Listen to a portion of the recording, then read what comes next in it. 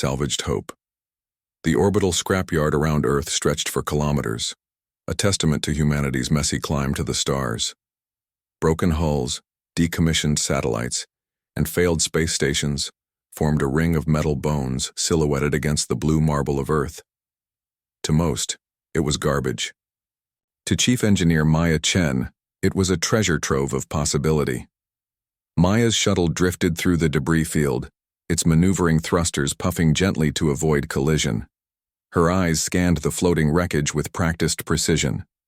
20 years of working in the United Earth Defense Force's Reclamation Division had given her an instinct for finding value in the discarded. "Approaching Section Delta 9, Chief," announced her pilot, Lieutenant Okafor. "Scanners picking up the anomaly at bearing 275, about 300 meters.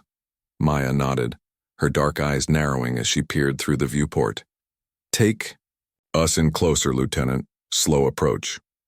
The shuttle eased forward, its spotlights cutting through the darkness to illuminate their target. At first glance, it appeared to be just another piece of space junk. A twisted chunk of metal about the size of a small car, tumbling slowly end over end. But the sensors told a different story. Its material composition didn't match anything in their database. "Hold position here," Maya ordered, already pulling on her EVA suit. "I want to see this up close." 20 minutes later, tethered to the shuttle, Maya floated beside the strange object. Up close, its surface had an unsettling quality, a deep, matte black that absorbed light rather than reflected it, with faint geometric patterns that seemed to shift when viewed from different angles. "What do you make of it?" Okafor's voice crackled through her helmet comm.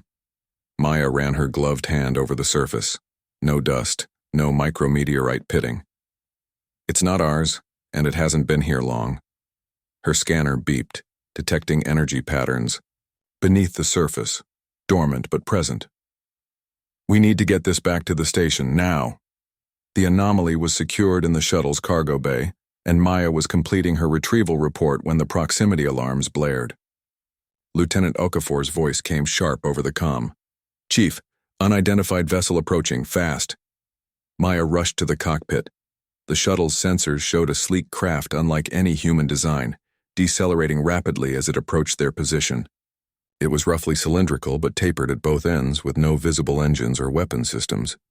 Its surface had the same strange, light-absorbing quality as the fragment they'd recovered. "Are they hailing us?" Maya asked, her pulse quickening. Okafor shook his head. "No, but they're scanning us. Heavy scan penetrating the hull." The alien craft, there was no other word for it, came to a stop 50 meters from their shuttle. For several tense minutes, nothing happened. Then a voice came through their comms, speaking perfect English but with an odd, flat cadence. "Human salvage vessel. Return our property." Maya and Okafor exchanged glances. "This is Chief Engineer Maya Chen of the United Earth Defense Force," Maya responded. "We're on a routine salvage operation in Earth orbital space. We were unaware that any of this material belonged to another species." A pause, then. "Your designation is irrelevant. The technology you have retrieved is beyond your comprehension. It is waste from our expeditionary fleet. Return it immediately." Maya's eyes narrowed. "This is Earth sovereign territory. Any unclaimed material in our orbit falls under UEDF jurisdiction. We'll need to verify your claim through proper diplomatic channels." What sounded like laughter came through the comm. "Diplomatic channels. How quaint. Your species still thinks in such primitive terms. We have been observing your civilization's pitiful attempts at spacefaring technology. You build with scraps and salvage like refuse collectors. The component you found was discarded because it was flawed. It is of no use to beings like you." The condescension in the alien's voice made Maya's jaw clench. She glanced at the cargo bay monitor, where the recovered fragment sat secured. They'd dismissed it as waste, as something beyond human understanding. Just as they were dismissing humanity itself. "If it's just useless trash to you," Maya said carefully, "then perhaps we could keep it for study. As you say, we're just primitive scavengers. What harm could there be?" The alien vessel's external lights flashed in a rippling pattern. "Your suggestion amuses us. Keep the discarded component if you wish. It will teach you nothing of value." The Alien ship's engines, or whatever propelled it, flared with blue-white energy. Remember this encounter, humans. You live among our cast-offs. Your greatest achievements are built from the equivalent of our garbage. We will return when we have reason to, not before. With that, the vessel accelerated away at impossible speed, leaving no trail, no radiation signature, nothing but the memory of their condescension. Maya stared at the empty space where the alien ship had been, her mind racing. Lieutenant, get us back to Luna Base, now. Okafor didn't argue, plotting the fastest course back to the moon. And make sure no one touches that fragment until we arrive. 3 days later, Maya stood before the United Earth Defense Council in their secure chamber beneath the lunar surface. She had spent those days analyzing the alien fragment, sleeping only when exhaustion forced her to. Chief Chen, Admiral Kagawa, said from the center of the semicircular table, "Your report claims this encounter represents both a crisis and an opportunity. Explain." Maya activated the holographic display. Images of the fragment rotated in the air alongside data from her analysis. What we recovered isn't just an alien artifact. It's a piece of their propulsion system, a system that appears to manipulate space-time itself. She highlighted sections of the fragment's internal structure. And yes, it's flawed. There's evidence of microscopic fractures in its crystalline matrix. That's why they discarded it.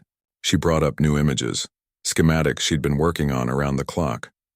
But here's what they don't understand about humans. We've been adapting, improvising, and making use of cast-offs for our entire existence. It's not our weakness, it's our strength. The schematics expanded, showing the alien fragment integrated into a human-designed engine system. I believe we can reverse engineer this technology and combine it with our existing ion drive systems. They think we're too primitive to understand. They're cast-offs? I intend to prove them wrong.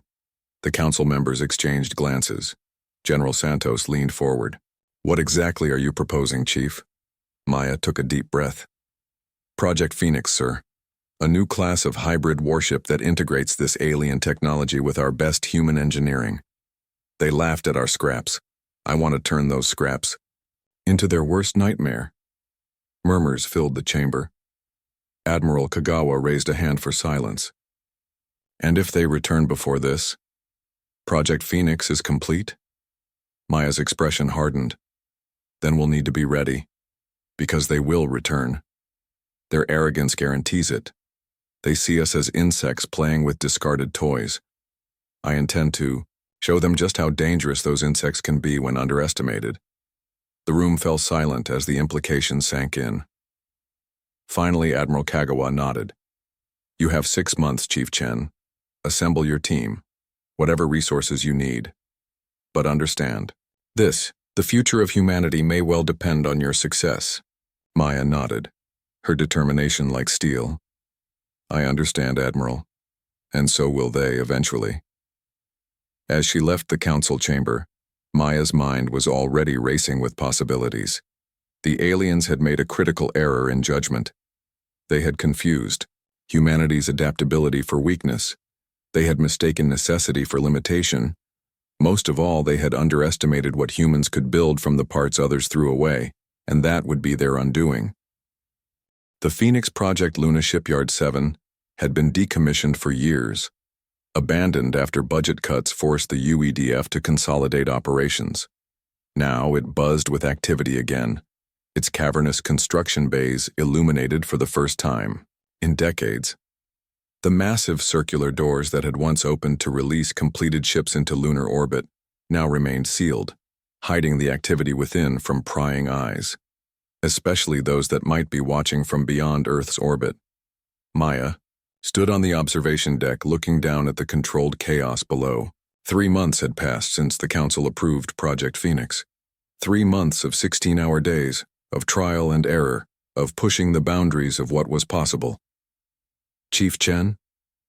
A voice interrupted her thoughts. She turned to see Dr. Elias Reeves, the quantum physicist she'd recruited from MIT. Brilliant, eccentric, and utterly unimpressed by authority. Exactly what she needed. The simulations are complete, he said, pushing a tablet toward her. We found a way to stabilize the reaction between our fusion drive and the alien tech, at least in theory. Maya studied the data, eyes widening. This is double the output we expected.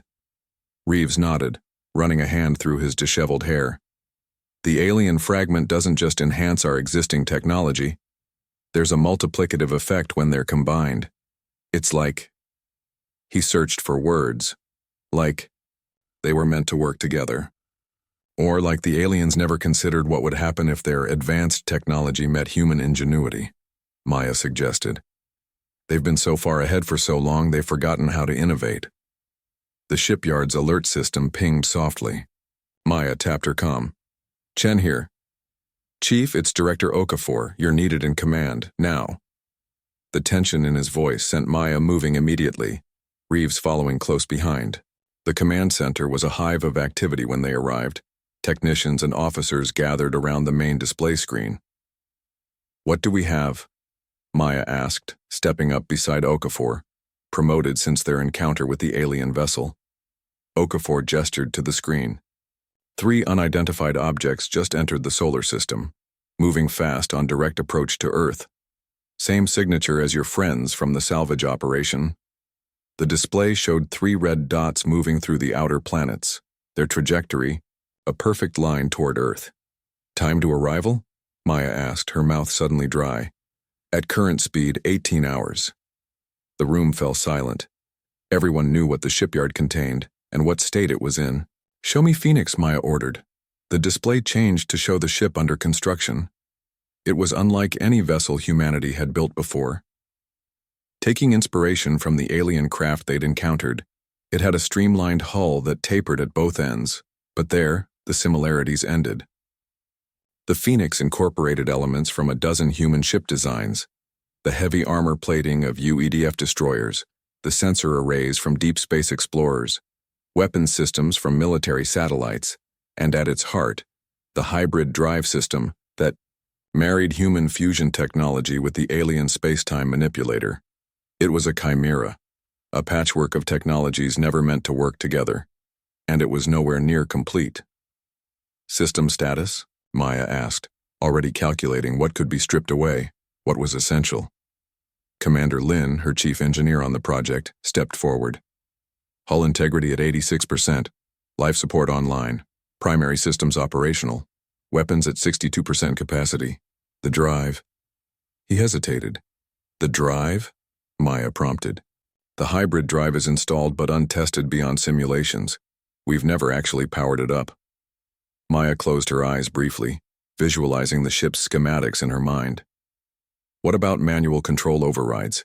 If the main computer systems fail? In place but rudimentary. Maya turned to face the assembled team. Listen to me. We have 18 hours before those ships arrive. I don't know if they're coming to check on us or to eliminate a potential threat, but we need to assume the worst. She pointed to the screen. Phoenix needs to be space-worthy in 16 hours. Strip everything non-essential. Focus on propulsion, weapons, and basic life support. I want a skeleton crew selected. Volunteers only. If we can't finish it in time, we evacuate the facility and destroy everything. Okafor nodded grimly. And if we do finish in time? Maya's expression hardened. Then we show them exactly what humans can build from scraps. The next 16 hours passed in a blur of activity. Maya worked alongside her crew, welding panels, rerouting power systems, and testing circuits until her hands blistered. Sleep was forgotten. Food came in the form of protein bars consumed while working. With 2 hours to spare, Maya stood in Phoenix's control center, surrounded by the 6 volunteers who would form its maiden crew. The ship hummed around them, systems coming online one by one. Final checks, Maya ordered, strapping herself into the captain's chair. It wasn't supposed to be her role. She was an engineer, not a commander. But there was no time for protocol. Now. Hull sealed. Life support green. Weapons hot. Reported Commander Lin from the tactical station. Communications active, added Lieutenant Rodriguez. Sensors calibrated and running, said Dr. Reeves, who had insisted on coming despite having no military training. I'm detecting the alien vessels passing Jupiter's orbit. Current ETA to Earth, 1 hour, 47 minutes. Maya took a deep breath. And the drive? Chief Engineer Patel looked up from her station, dark circles under her eyes. As ready as... It's going to be, Chief. Fusion reactor is stable. The alien component is responding. Power levels nominal. Maya nodded, feeling the weight of the moment. This untested ship, this hybrid of human determination and alien arrogance, was about to face its creators, and she was asking 5 others to risk their lives alongside her. Last chance to back out, she said, looking at each crew member in turn. No, one moved. Detach umbilicals, Maya ordered. Prepare for launch. Luna shipyard.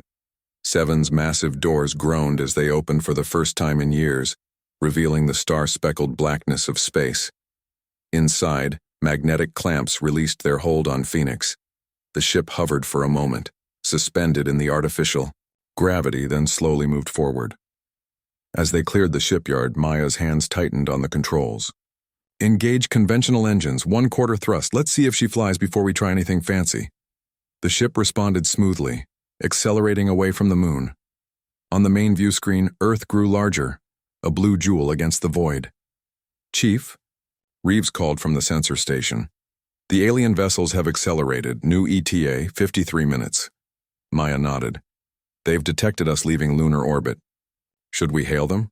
Rodriguez asked. Not yet. Let's see what they do first. Maya studied the tactical display. Position us at the L1 point between Earth and the moon. If they want to reach Earth, they'll have to go through us. Phoenix moved into position, its engines pulsing against the blackness. The crew worked in tense silence, performing final checks on systems that had never been tested in real-world conditions. Alien vessels dropping out of FTL, Reeves announced, suddenly. Range, 1 million kilometers and closing. The main view screen shifted to show 3 ships, identical to the one Maya had encountered months before. They moved in perfect formation, slowing as they approached Earth's orbital space. They're scanning us, Lynn reported. Heavy scan, penetrating all decks. Maya straightened in her chair. Now we hail them. Open a channel, Lieutenant. The comm system crackled, then stabilized. Maya spoke clearly, her voice steady despite the adrenaline coursing through her. Attention approaching vessels. This is Acting Captain Maya Chen of the United Earth Defense Force vessel Phoenix. You are entering restricted space. State your intentions. For a long moment there was no response. Then the same flat voice they'd heard before came through. Human vessel. Your construction is noted. Step aside. We have business with your planetary authorities. Maya's eyes narrowed. State the nature of your business first. Another pause. Your species has tampered with technology beyond your understanding. We come to assess the threat level and respond accordingly. Translation. They'd realized humans might actually do something with their discarded tech and had come to shut it down, one way or another. We tampered with nothing, Maya responded. We simply found more efficient uses for what you threw away, as is our right. The alien vessels continued their approach, now just 500,000 kilometers distant. Your rights are irrelevant. Move aside or be destroyed. Maya looked at her crew, saw the determination in their eyes, and made her decision. Phoenix stays right here. If you want Earth, you go through us.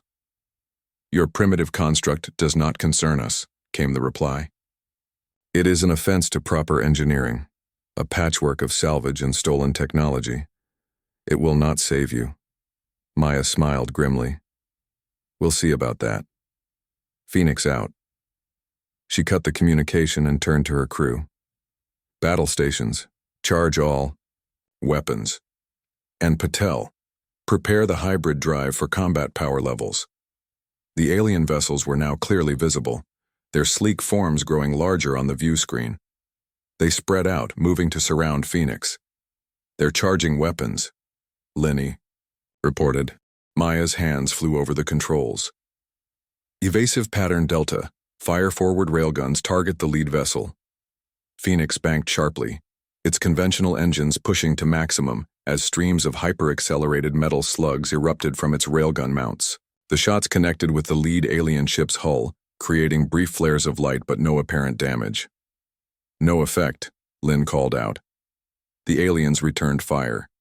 Beams of coherent energy lashed out, striking Phoenix's port side. The ship shuddered. "Hull integrity at 82%, Patel reported. "Conventional armor holding, but it won't last long against that." Maya made a split-second decision. "It's time. Activate the hybrid drive." Patel hesitated for only a moment, then engaged the sequence. Deep within Phoenix's core, the alien fragment pulsed with energy as the fusion reactor fed power into it. The ship trembled, then steadied as new systems came online. "Drive active," Patel called out, her voice a mix of disbelief and exhilaration. "Power levels at 200% of projected capacity and holding." Maya felt the change immediately.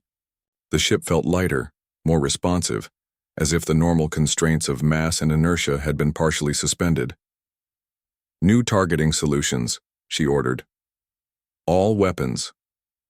The aliens fired again, but this time Phoenix moved with impossible speed, the beams passing harmlessly through empty space. A gasp went up from the crew as they felt the ship respond to Maya's commands with near instantaneous reaction time. "Our turn," Maya said quietly, and engaged the main weapons. What happened next would later be described in a dozen different ways by those watching from Earth and lunar bases. Phoenix seemed a blur, moving faster than tracking systems could follow. Its weapons, conventional human railguns and missiles but powered by the hybrid drive's enormous energy output, struck all three alien vessels simultaneously. The lead ship's shields collapsed under the assault. The second impact tore through its hull, sending it spinning out of formation. The other two broke off their attack, regrouping at a distance. "They're retreating," Lin announced, disbelief in his voice. "They're actually retreating." But Maya wasn't celebrating yet. She could see the alien vessels regrouping, changing formation. "They're not retreating, they're reassessing. Get ready for round 2. This time the aliens coordinated their attack. All three vessels fired simultaneously from different angles, creating a web of energy beams that would be impossible to dodge completely. "Full power to the hybrid drive," Maya ordered. "Execute maneuver Omega." Phoenix's engines flared brilliantly as the hybrid drive engaged at full capacity. What happened next defied the laws of physics as humanity understood them. The ship didn't just move aside, it seemed to slip between dimensions, reappearing instantly behind the alien formation. "Fire everything we've got," Maya commanded. Phoenix unleashed its full arsenal. Railgun slugs accelerated to near relativistic speeds by the hybrid drive's energy field. Missiles guided by targeting systems that could now predict enemy movements with uncanny accuracy. Every weapon struck home in a devastating symphony of destruction. One alien vessel erupted in a silent explosion, its hull breached in multiple places. The second spun away, drives flickering as it tried to escape. The third, the largest, turned to face Phoenix directly. "They're charging something big," Reeves warned.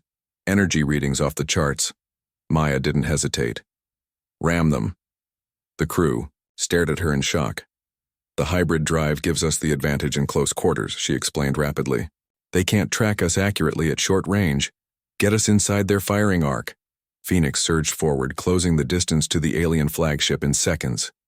The enemy vessel's main weapon, a spear of energy that could have cut through Phoenix's hull like paper, discharged harmlessly into space as Phoenix executed an impossible corkscrew maneuver around the alien ship. "Magnetic grapples," Maya ordered. "Lock onto their hull." Phoenix latched onto the alien vessel like a remora on a shark, the magnetic grapple securing it firmly against the larger ship's hull. "Now what?" Lin asked, gripping his console as the alien ship began evasive maneuvers, trying to shake them off. Maya's eyes gleamed. "Now we show them what human engineers can really do. Reeves, can you tap into their systems through the contact points?" The physicist nodded, fingers flying over his console. "Their computer architecture is strange, but not incomprehensible. Give me a few minutes." Those minutes stretched into an eternity as the alien vessel rolled and pitched, trying to dislodge. Phoenix, warning lights flashed across every console as the strain threatened to tear the newly built ship apart. "I'm in," Reeves finally announced. "I can access their main systems." "Shut down their weapons and propulsion," Maya ordered.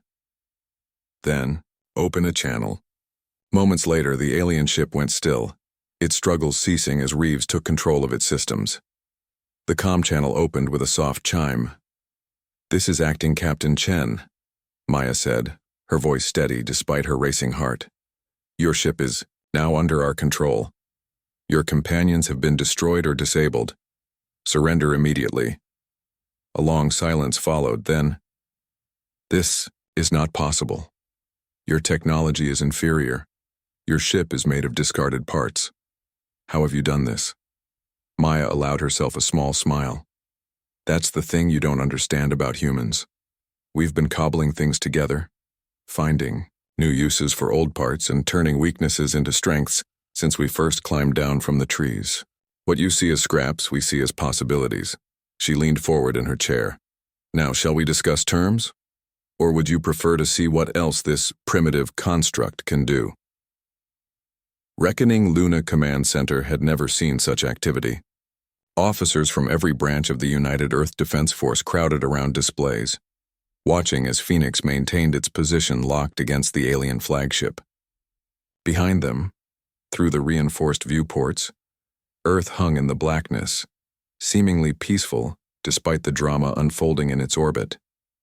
Admiral Kagawa stood at the center of it all, hands clasped behind his back, face impassive as he listened to Maya's report through the secure channel. "We have control of their primary systems," Maya's voice came through, slightly distorted by interference from the alien vessel. "Dr. Reeves is downloading their database as we speak. They call themselves the Corvani. They're an advanced scouting force for a much larger fleet." Kagawa's expression darkened. "How much larger?" "Hundreds of ships, Admiral.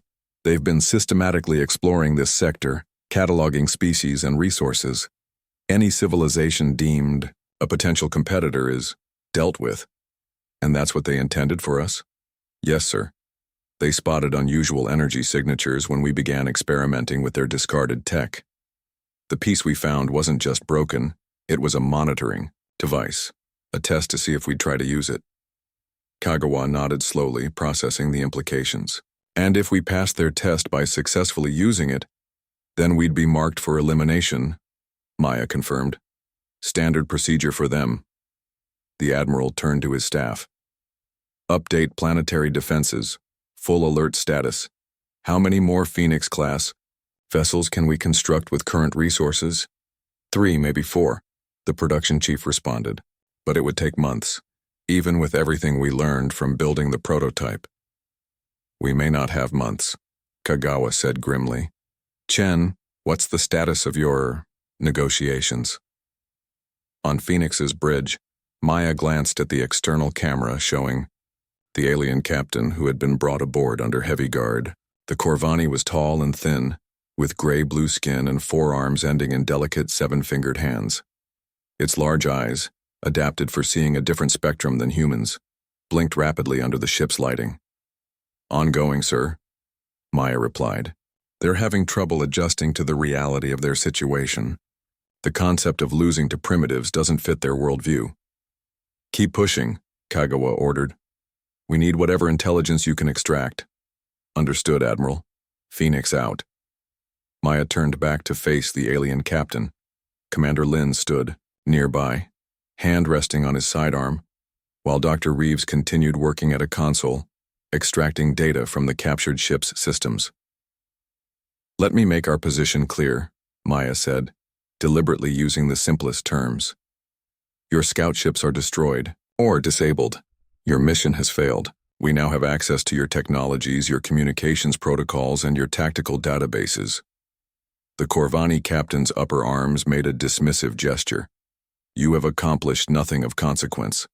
The main fleet will detect our failure and respond accordingly. Your primitive victory is temporary." Maya smiled thinly. "That's where you're wrong." "Reeves?" The physicist looked up from his console. "The translation algorithms are getting better as I process more of their language." Based on what I'm seeing, their fleet hierarchy is rigid and centralized. Scout groups like this one are expected to report back at regular intervals. He tapped a few commands, bringing up a display of complex signal patterns. These are their communication protocols, highly structured, highly encrypted, and now, thanks to capturing their ship intact, completely compromised. Maya turned back to the Corvani captain, whose posture had subtly shifted. You understand what this means, don't you? We can send the all-clear signal. We can tell your fleet that Earth is no threat, just another primitive world not worth their attention. For the first time, uncertainty showed in the alien's large eyes. The verification codes change. You cannot maintain the deception indefinitely. We don't need indefinitely, Maya countered. We just need time. Time to build more ships like Phoenix. Time to improve on your designs. Time to prepare. She stepped closer. You called us scavengers, primitives playing with discarded toys. But look at what we accomplished in just a few months with a single piece of your garbage. Imagine what we'll do with an entire captured ship. The Corvani's skin flushed a deeper blue. Anger or fear, Maya couldn't tell. You are making a grave error. The Corvani hegemony spans 17 systems. We have eliminated 12 potential rival species in our history. You will be the 13th. Or, Maya suggested, we could be the first to actually fight back effectively. Your call. Before the alien could respond, Phoenix shuddered violently. Warning alarms blared throughout the ship. Multiple hyperspace ruptures detected. Lynn called. Out from tactical. Large vessels emerging, 50 of them at least. Maya rushed to the main viewport. Against the blackness of space, reality itself seemed to tear open as massive ships emerged from hyperspace.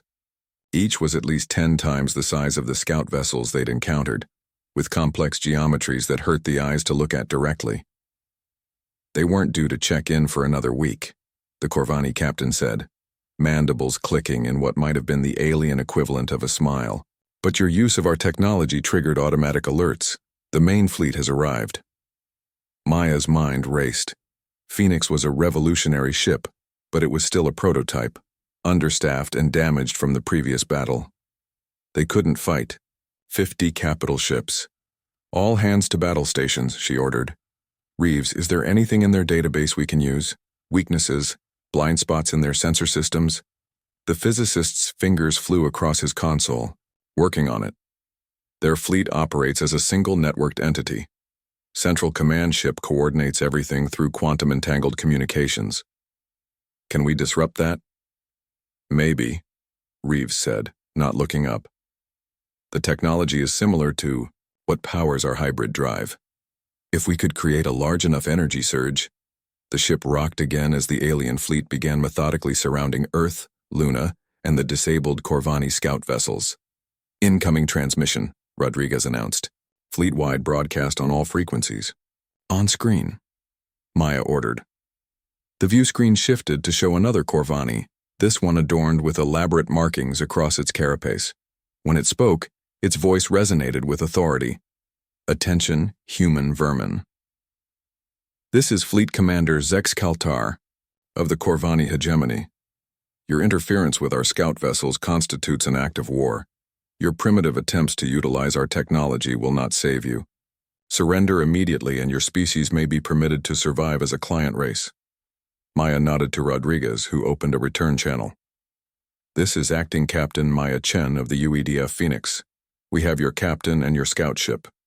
We are prepared to negotiate. Negotiation is not possible, the fleet commander interrupted. You have demonstrated dangerous potential. Protocol dictates your elimination.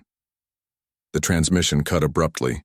Moments later, the entire Corvani fleet began moving into attack formation. Maya turned to her crew. Options? Lynn spoke first. The hybrid drive is at 72% capacity. We could make a run for it, try to reach the far side of the moon for cover, and leave Earth defenseless?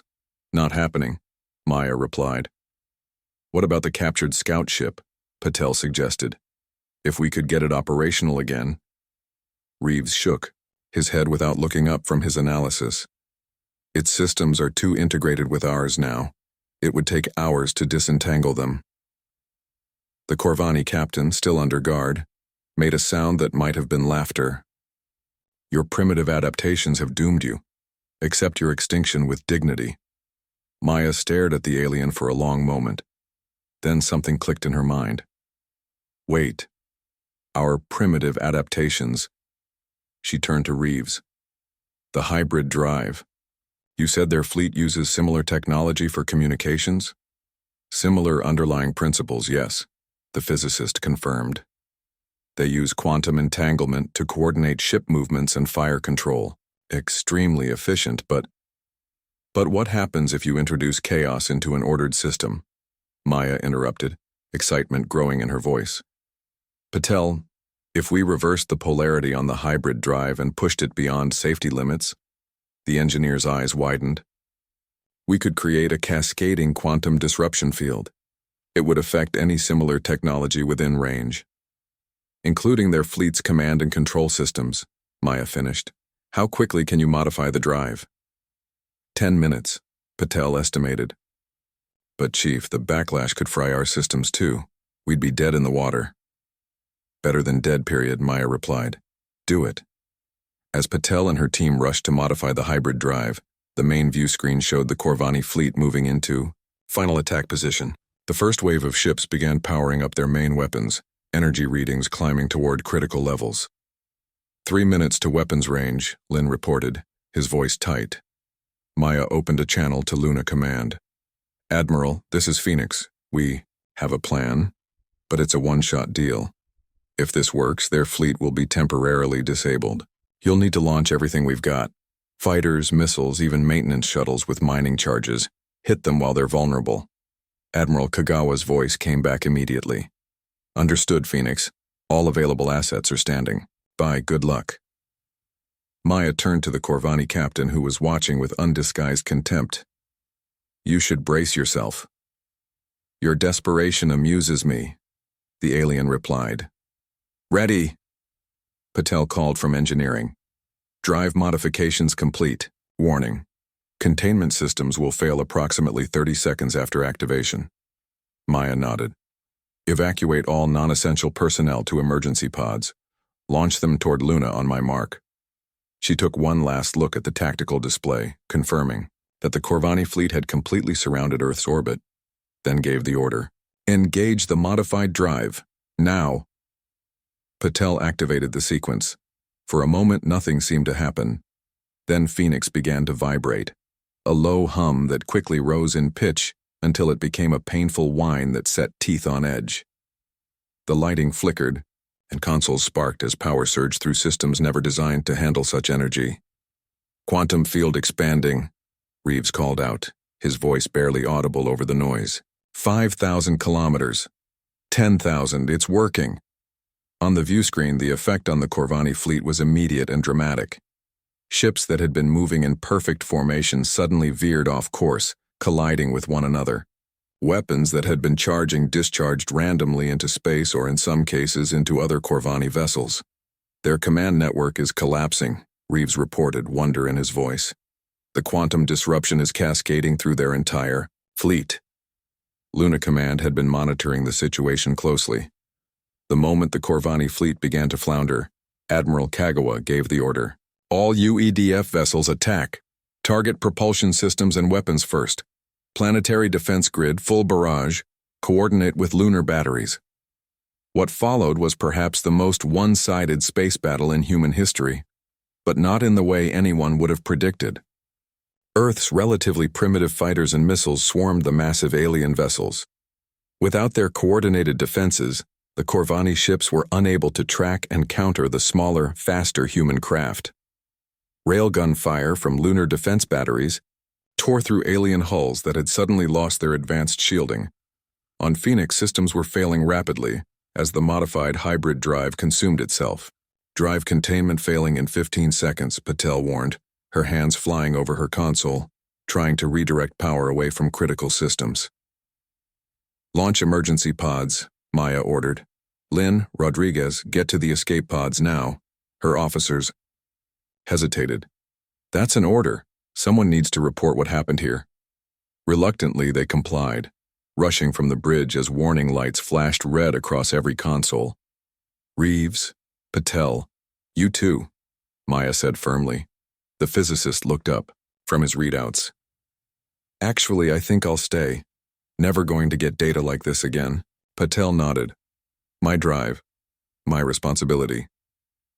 Maya didn't argue. She understood completely. 5 seconds to containment failure, Patel announced calmly. The Corvani captain stared at Maya with new understanding in its alien eyes.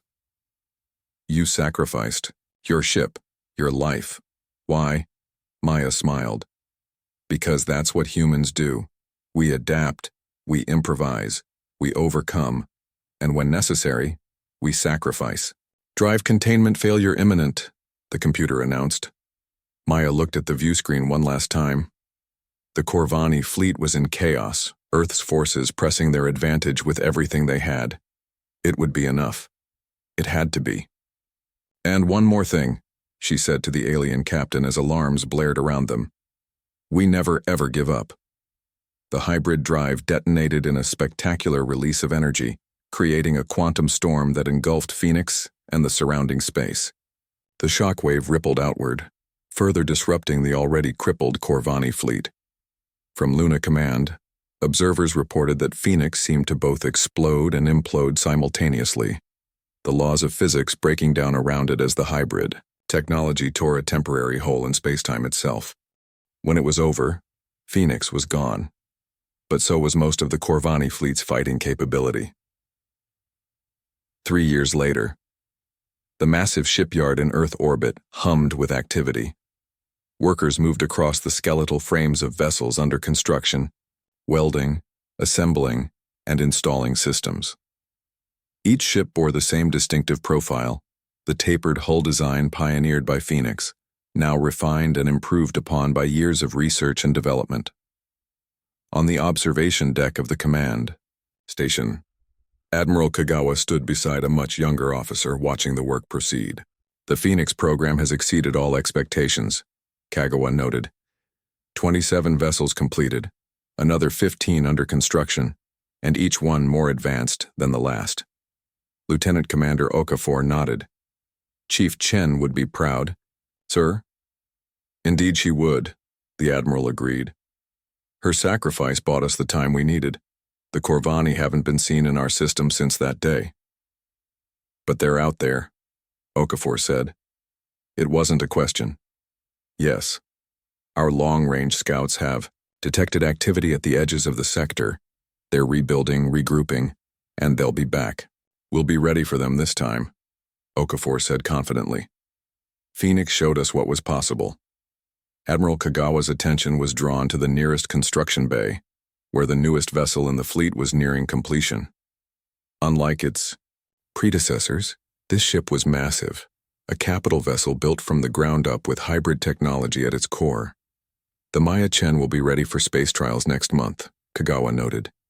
"First of the new heavy cruiser class, most advanced ship humans have ever built. And still made partly from salvage," Okafor added with a smile.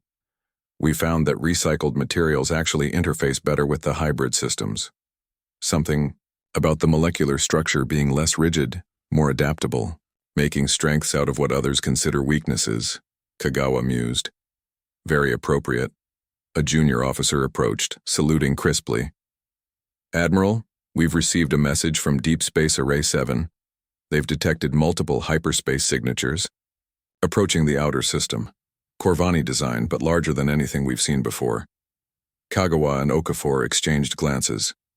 The moment they had been preparing for had arrived. "Sound General Quarters," the Admiral ordered.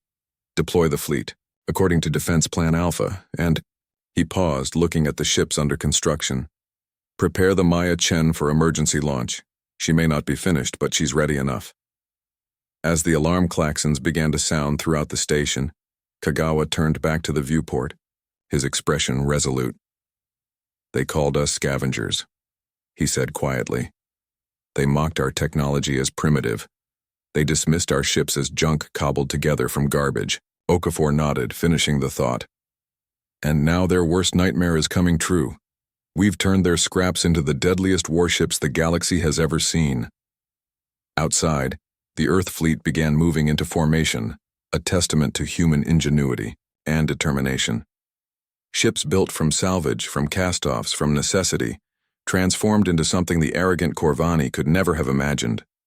They had underestimated humanity once. They would not get the chance to make that mistake again. Turdi. End.